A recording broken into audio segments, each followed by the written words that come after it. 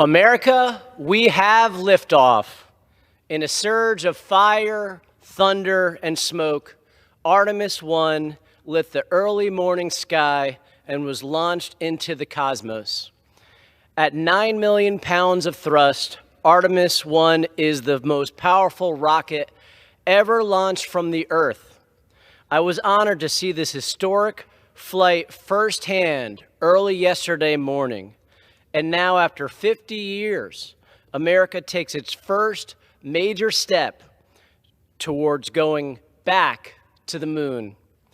And we are bringing our many international partners with us, including the EU, Japan, Canada, and other allies. In Central Florida, we locals beam with pride that Artemis launched from the storied 39B pad from Cape Canaveral. This first mission was a long time in the making. The Orion spacecraft began to be developed during the Constellation program from 2005 to 2010.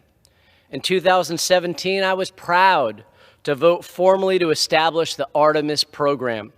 Over the next 5 years, America got to work, including every state.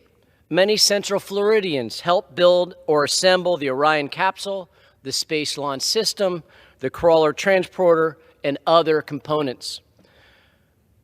During that 5-year period, NASA and SpaceX also kept busy on another key project, launching the Crew Dragon spacecraft.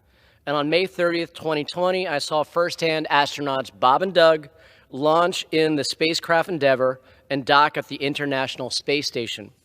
This was the first crewed launch from American soil in 9 years. Since then, we've seen multiple SpaceX and Blue Origin crewed flights.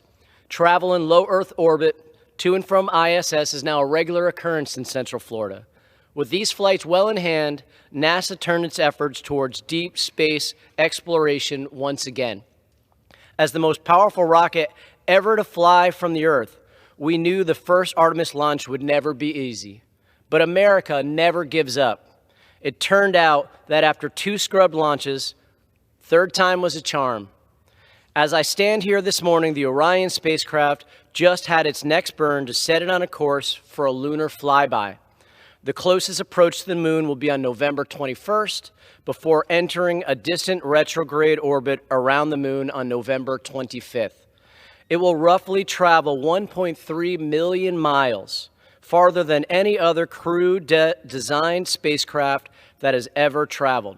And it's a test flight, of course, so we'll push Orion's capabilities to the maximum to ensure it's safe for future astronauts.